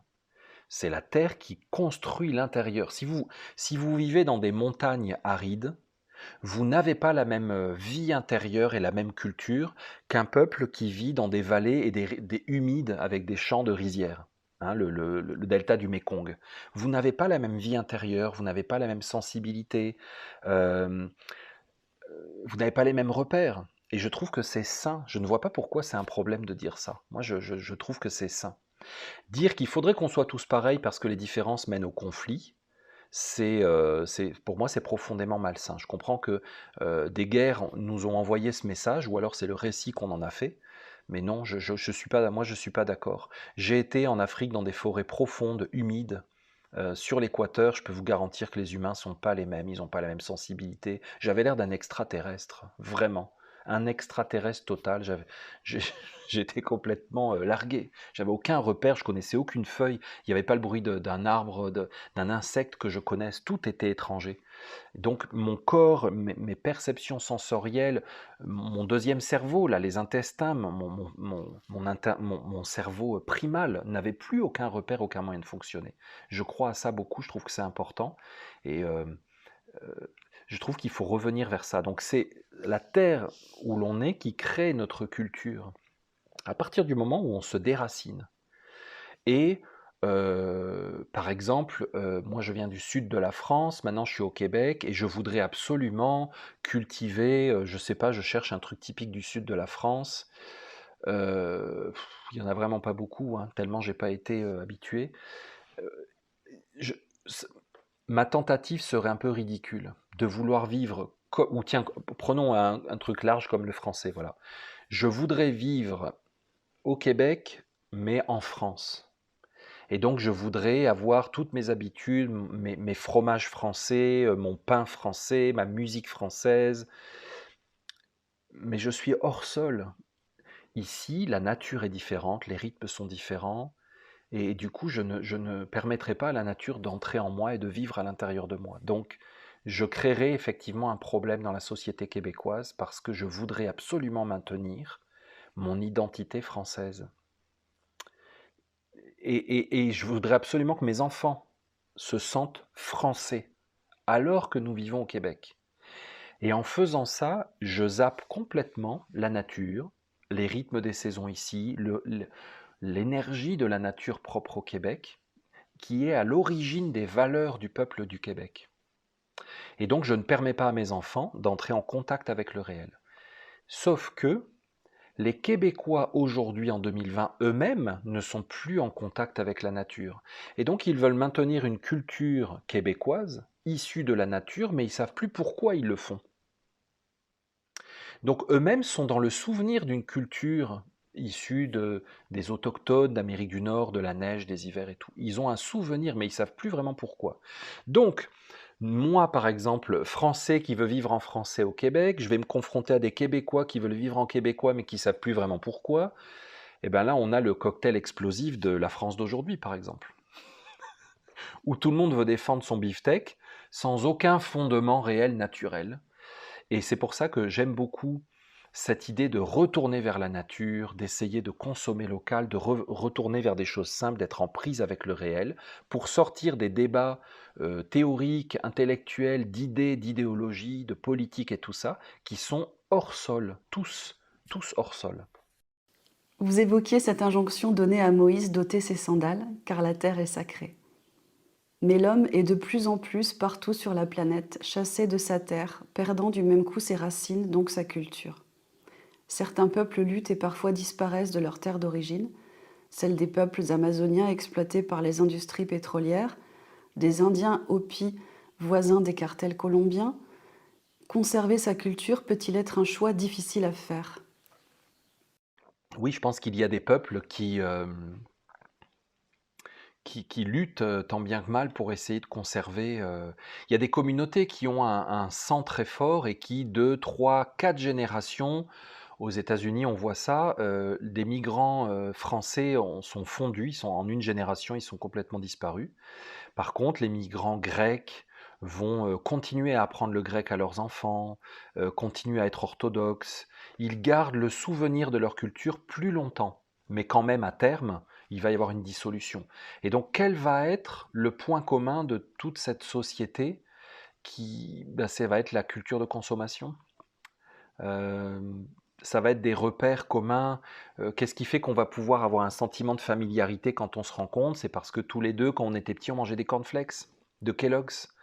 Tous les deux, on a vu Star Wars quand on était enfant, alors ça nous fait un point commun. Mais du coup, on n'a plus aucun fondement naturel réel. Et quelle va être notre capacité à percevoir? Donc, si on veut parler de savoir-faire ancestraux, on parle vraiment de ça. On parle d'un savoir-faire qui est issu de la terre et de la mémoire des âges. Et sinon, il est remplacé par un savoir-faire technologique qui va être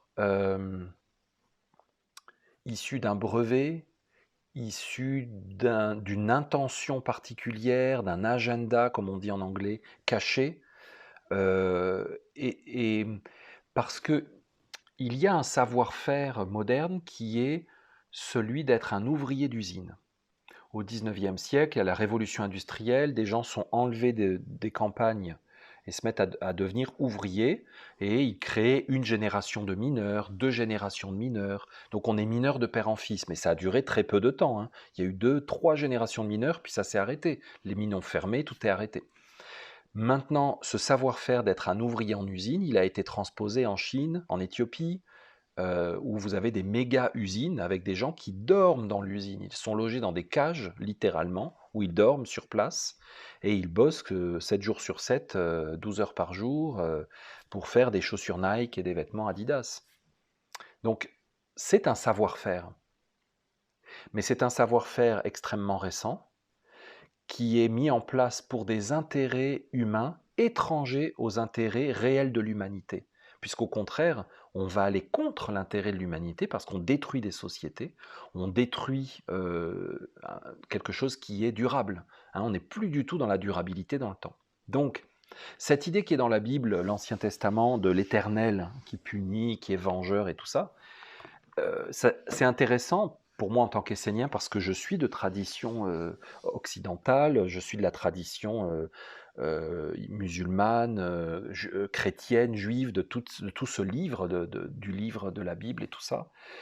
C'est intéressant pour moi d'aller à l'origine de ma tradition chrétienne, occidentale, européenne, et de remonter à l'origine et de dire, ok, c'est ça qu'il y a 3000 ans, des êtres ont commencé à nous mettre en garde parce qu'ils ont vu les hommes qui commençaient à se croire pour les rois du monde, à inventer des métaux, à créer des sociétés pyramidales avec du pouvoir abusif et de l'exploitation. Ils ont dit attention, souvenez-vous, dans l'éternité, vous ne tiendrez pas la route. Vous allez créer des problèmes. Vos sociétés vont durer quelques dizaines d'années, quelques siècles au plus. Elles vont s'effondrer systématiquement, systématiquement. Ça ne marchera pas. Il y a des fonctionnements qui ont fait leurs preuves. Et il y en a. Il y a un truc qui m'a choqué quand j'étais en Afrique. Une sage m'a dit, tu sais, tu viens d'un monde nouveau. Moi, je suis d'un monde ancien. Et ça m'a choqué parce que je n'avais pas réalisé que par rapport à ces êtres qui vivent de façon traditionnelle en Afrique, j'étais un gamin et ma culture était une gamine. Ma culture occidentale, que moi je pensais être le progrès, la merveille, parce qu'on a inventé des machines, l'électricité, de la technologie, des satellites, je pensais qu'on était les meilleurs. Et en fait, elle me disait, mais vous êtes des gamins, vous ne connaissez pas vraiment la vie, vous n'avez aucun recul. Et ça m'a vraiment fait un choc, et je voyais ces êtres qui vivent dans la forêt, de manière complètement différente de moi, avec quasiment aucun objet autour d'eux. Et eux étaient dans le temps, ils s'inscrivaient dans une durée, une éternité.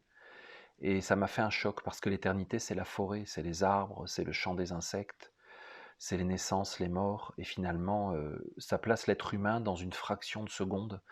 Et ça m'a vraiment complètement désenchanté, désillusionné de l'hystérie folle de la société de consommation dont j'étais issu finalement. Et je me suis dit, c'est quoi les savoir-faire ancestraux? J'ai vraiment eu cette pensée de c'est quoi le savoir-vivre ancestral finalement? Parce qu'un savoir-faire, c'est un savoir-vivre, un savoir-être. Et je me suis rendu compte que il y avait à l'intérieur de moi tout un tas de plaisirs, de satisfaction qui étaient liés à des choses conditionnelles. Et donc à des objets, à des choses. Et qu'en réalité, les vraies satisfactions, c'est respirer, c'est boire quand on a soif, c'est manger quand on a faim, c'est se soulager quand on en a besoin, c'est dormir quand on est fatigué, c'est se lever quand on n'est plus fatigué. C'est en fait les vrais plaisirs primordiaux, les vraies satisfactions de la vie ne sont que là et il n'y a qu'elles. Parce que si elles ne sont plus là, le reste c'est une course effrénée à rien du tout. Et ça, j'ai vraiment eu en anglais on dit épiphanie, cette révélation, cette prise de conscience quand j'étais jeune en Afrique, et ça m'a marqué profondément, et ça a brisé, réveillé, ouvert les yeux du petit occidental que j'étais, bien formaté. J'étais pourtant déjà dans l'enseignement essénien, mais ça m'a fait envisager l'enseignement essénien de façon, dans sa dimension très animiste. parce que c'est un animisme. Et en réalité, ce qu'on appelle le monothéisme, la Bible et tout ça, c'est une déviance. Les religions, la vraie religion chrétienne, juive, elle est animiste totalement. Et donc, un savoir-faire ancestral ne peut procéder que d'un savoir-être ancestral. Et vous voyez, je suis en correspondance avec une famille aux États-Unis qui vivent, c'est pas les Mormons, comme les Amish, voilà, les Amish. Mais eux, c'est des Amish extrêmes qui cultivent le lin à la main, qui récoltent le lin, qui tissent le lin, qui cousent le lin, qui s'éclairent à la bougie. Enfin, c'est vraiment, ils vivent absolument comme en 1500.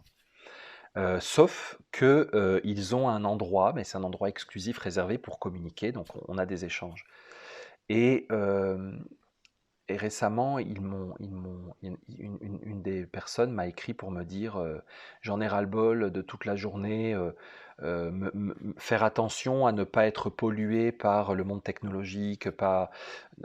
Et en fait, elle se rend compte qu'elle est complètement crispée et qu'elle ne profite pas réellement de la façon de vivre qu'elle a et qu'elle fait énormément attention à ce qu'elle mange, à ce qu'elle pense, à ce qu'elle sent, à ce qu'elle fait pour être dans une pureté originelle permanente, mais que finalement elle n'a aucun plaisir à vivre et qu'elle n'a pas d'amis parce que quand elle a des amis, ben, forcément cet ami un jour il mange une crème glacée, ce qui n'est pas naturel, donc elle mange pas. Enfin, elle vient de se rendre compte que sa vie est un enfer et qu'elle s'est enfermée dans des savoir-faire ancestraux. Pourtant, elle en vit, elle passe son temps à faire des démonstrations de savoir-faire ancestral parce que c'est assez exceptionnel de savoir aujourd'hui filer le lin et le tisser et tout ça, hein. Mais elle s'est rendue compte qu'elle est enfermée dans ses savoir-faire ancestraux parce qu'elle a oublié le savoir-être. Et c'est vraiment intéressant parce qu'on est en correspondance, donc je partage des idées esséniennes et ça l'a fait cheminer depuis plus d'un an. Et là, en tout cas, elle arrive à se dire cette chose-là et qu'elle veut maintenant plus un équilibre et faire peut-être des concessions au monde moderne. euh, Parce qu'elle a besoin de, c'est ça, elle a besoin de retrouver ce savoir-être ancestral finalement, qui est de rire, d'être ensemble et puis de partager quelque chose en toute simplicité, de ne pas juger l'autre, même s'il est dans un monde un peu différent du nôtre. Ainsi, même dans une culture originelle, si belle et préservée soit-elle, on peut échouer à s'y épanouir, comme si la chaussure était trop petite. Oui, exactement, parce que même dans un savoir-faire ancestral, même dans un mode de vie très pur, très originel, eh bien, on peut y mettre nos défauts humains. Donc, en l'occurrence, pour cette personne, c'est un côté très sectaire, très exclusif, qui finalement ne lui correspond pas. C'est un excès de sa qualité. Voilà.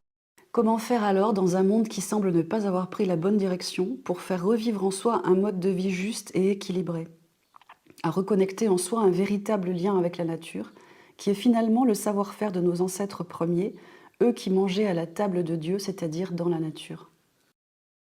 C'est ce que je trouve intéressant, moi, c'est ce qui a été ma planche de salut dans la tradition, dans la méthode essénienne. C'est parce que moi aussi j'ai grandi quand même dans un environnement assez naturel, mais j'ai grandi en vrai dans un mode de vie très moderne, urbain, occidental. Tous les soirs à 8 heures, on mangeait devant Claire Chazal et Patrick Poivre d'Arvor. Je veux dire, j'ai grandi comme ça et j'étais à l'école et c'est ce que donc mon propre chemin, c'est un bon exemple de ça, de comment j'ai fait pour me récupérer moi-même en fait et avoir après la force de faire des choix de vie parce que qui me correspondent plus. C'est que il faut commencer petit. Moi, je crois que ce qu'on fait en petit, ça finit par se faire en grand dans notre vie parce que la vie est toujours une croissance naturelle et il faut avoir confiance dans la vie. Si on fait quelque chose qui n'est pas clair, pas juste, il faut avoir confiance qu'avec le temps, ça va se défaire, ça va mourir. Et si on fait quelque chose qui nous correspond bien, il faut avoir confiance que ça va prendre de l'expansion. Donc on commence petit et par exemple, les pratiques esséniennes, c'est euh, manger en conscience. Par exemple, préparer un repas en conscience de A à Z et puis se dire toute ma vie j'ai mangé, mais, mais finalement j'ai jamais mangé parce que j'ai toujours mangé en bougeant, en parlant, en faisant autre chose, en regardant autre chose. Qu'est-ce que c'est que manger? Je ne le sais pas. Donc, je veux faire une expérience et je dédie un espace et un temps à une expérience particulière. Je vais maintenant manger une pomme. Je n'ai jamais mangé de pomme de ma vie parce que si je crois que je l'ai déjà fait, ça veut dire je sais ce que c'est, donc je me ferme. Hein, c'est la différence entre je connais très bien cette personne et c'est la première fois qu'on se rencontre. On n'est pas du tout pareil. Je n'ai jamais mangé de pomme de ma vie. Je veux essayer de retrouver cet état d'enfance intérieure, de découverte, de joie. Je vais manger une pomme. Et je vais essayer de ne faire que ça. Je vais me rendre compte qu'au début, au bout de 3 bouchées, je suis en train déjà de penser à mon planning de la semaine prochaine. Mais il faut commencer petit, ça va se faire en grand. Et donc je mange. Maintenant, je ne fais rien, je mange. C'est tout. Et on va s'apercevoir de choses intérieures. Je bois. Maintenant, là, je ne fais rien, je vais boire. Je vais boire de l'eau. Je m'assois et je bois. Je ferme les yeux, par exemple, pour ne plus être projeté à l'extérieur, je ferme les yeux. La méditation, quand on voit des gens fermer les yeux, c'est pas parce que c'est un code absolu, c'est juste que c'est une intériorisation, hein. Mais on peut le faire en faisant plein de choses. Je n'ai jamais bu de ma vie, je n'ai jamais fait attention à l'eau. Et je peux même parler à l'eau. L'eau est un être vivant et digne d'intérêt, sans qui je ne serais rien. Je vais commencer à avoir des pensées, des sentiments amoureux. Parce que si on n'est pas amoureux de la vie, on va être amoureux. Alors ça, c'est énorme.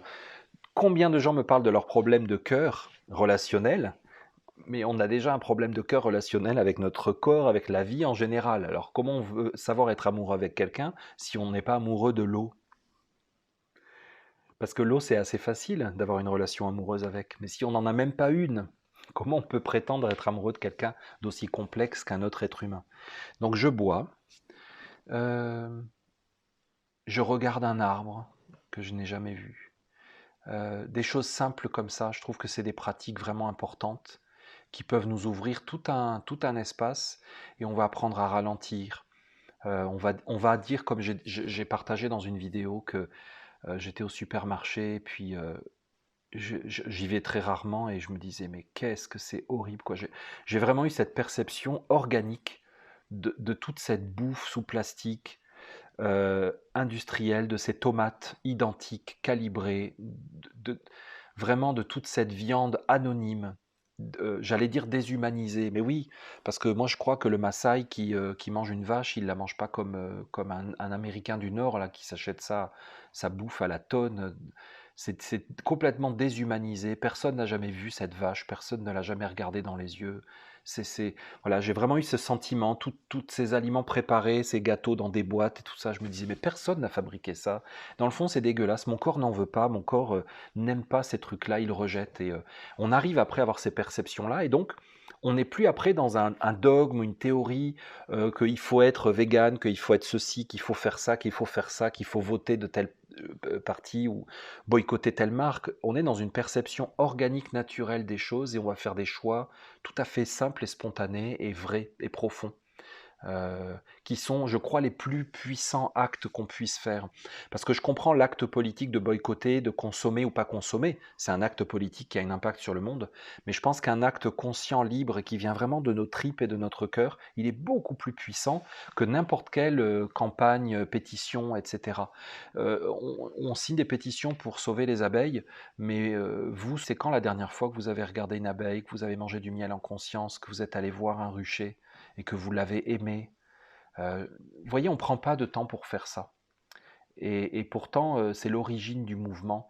Les apiculteurs qui chialent, qui se plaignent là, des pesticides, des nicotinoïdes, tout ça, c'est quand la dernière fois qu'ils ont réduit leur production, qu'ils ont arrêté de filer du sucre à leurs abeilles et qu'ils ont dit mais les abeilles c'est Dieu? Quand est-ce que c'est la dernière fois qu'ils ont vu Dieu dans leurs abeilles? Parce que si personne ne voit Dieu en vous, alors on voit quoi? Si je ne vois pas Dieu en vous, je vois quoi? Je vois une personne que je connais, que j'ai limitée, que j'ai calibrée, que j'ai définie, que j'ai enfermée, dans laquelle j'ai un intérêt. Je vais voir quoi? Je vais fabriquer une Sophie artificielle. Si je vois Dieu, je vous laisse toujours une chance. Je vous aime pour de vrai dans tout le potentiel qui n'est pas encore advenu. Je vous ouvre un avenir lumineux. Et j'ai confiance dans l'absolu qui vous habite et le bien absolu que vous pouvez faire, la participation absolument positive que vous pouvez apporter à la planète. C'est ça l'art de vivre essénien, c'est de voir Dieu dans chaque créature, dans chaque être. Alors, on peut signer des pétitions, il faut le faire d'ailleurs, c'est important d'essayer de prendre des actions, mais c'est du moins pire. Le vrai mouvement, c'est de voir un chou brave, et de se dire, mais cet aliment, il est Dieu. Parce que je peux vous garantir que quand vous vivez en Sibérie, le chou, c'est Dieu, c'est clair. Parce que s'il n'y a pas de chou, il n'y a pas de Sibérien. Et je trouve que c'est très important ça. Et que s'il y avait une culture ancestrale qui avait un Dieu chou, on rigolerait, nous on dirait, oh, mais ils sont complètement stupides, ils disent qu'il y a le Dieu du chou. Ben oui, il y a le Dieu du chou. Je peux vous dire qu'avec des hivers comme au Québec, on le sait. Hein. Puis que la choucroute, c'est sacré. Et ça, c'est un savoir-faire ancestral et c'est l'origine du savoir-faire. Vous transmettez à vos enfants le savoir-faire de la choucroute et vous leur dites bien que c'est la chose la plus précieuse de toute leur vie. C'est l'art de savoir-faire ces produits lacto-fermentés parce que sans ça, ils seront morts. Ils ne passeront pas l'hiver. Vous voyez la vision? Ça devient sacré. Le chou est sacré, c'est un être sacré. Mais quand est-ce que c'est la dernière fois qu'on a eu ce regard, vous et moi? Donc c'est ça être essénien, c'est récupérer ce regard sur la vie. Et moi en tout cas, c'est comme ça que j'ai fait. Et j'ai retrouvé ma tradition qui est, euh, qui est juste ça finalement. Est-ce la raison pour laquelle vous parlez de médecine sacrée? La médecine sacrée, c'est parce que je suis thérapeute et j'ai été très déçu en fait des formations thérapeutiques que j'ai fait parce que je trouvais qu'il manquait toujours l'élément fondamental. Euh, alors déjà, il faut des approches très individuelles. On ne peut pas du tout soigner deux personnes de la même manière. Alors on peut les sauver de la même manière. Hein. Je trouve que l'hôpital fait très bien son boulot de sauver des vies. Mais si on veut soigner, guérir, c'est autre chose. Et je pense que là, il faut être beaucoup plus personnalisé dans son approche. Il faut être nécessairement holistique, pour utiliser un mot contemporain, mais il faut être général, il faut être vrai, il faut être complet. Il faut envisager la totalité de l'être humain parce que bien sûr, nos façons de penser, d'avoir des émotions impactent notre santé. Ce qu'on désire impacte énormément notre santé. Mais au-delà de ça, je trouvais que ça, on peut le trouver dans des formations. Mais mon regard essénien, qui est celui du sacré, de la recherche du sacré en toute chose, euh, c'est que il y a en moi la présence du divin qui s'exprime à travers ce que je suis. Il y a en vous la présence du divin qui s'exprime à travers qui vous êtes réellement, qui n'est pas forcément encore exprimé, manifesté, qui est en cours. Il y a la présence du divin, par exemple, à travers, je vais prendre un exemple simple, à travers une plante, la valériane, par exemple. À travers la valériane, qui est une plante très courante en Europe, il y a la présence du divin. Vous me dites, bon, par exemple, j'ai des problèmes de sommeil, j'ai des problèmes de stress, tout ça, je vous dirai, oh, ben, la valériane, c'est écrit dans les bouquins, prenez-en, faites-en des tisanes. Bon, c'est bien. Mais si, entre nous trois, c'est-à-dire le thérapeute, le patient et le remède, nous cultivons la vision du sacré qu'il y a à l'intérieur de chaque chose, nous allons probablement parvenir à une guérison beaucoup plus profonde que simplement vous faire dormir le soir. Et que, parce que le sacré, ça a une propriété magique, c'est que ça met tout le monde d'accord, parce que c'est au-delà de tout. Je ne peux pas dire je suis essénien, donc moi j'ai accès au sacré, ou le sacré est essénien. Je ne peux pas dire ça parce que le sacré est toujours au-delà de tout.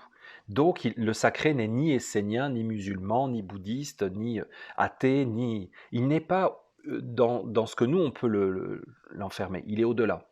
Et donc quand on va vers le sacré, on va toujours au-delà de tous nos concepts, toutes nos croyances, toutes nos certitudes, tout.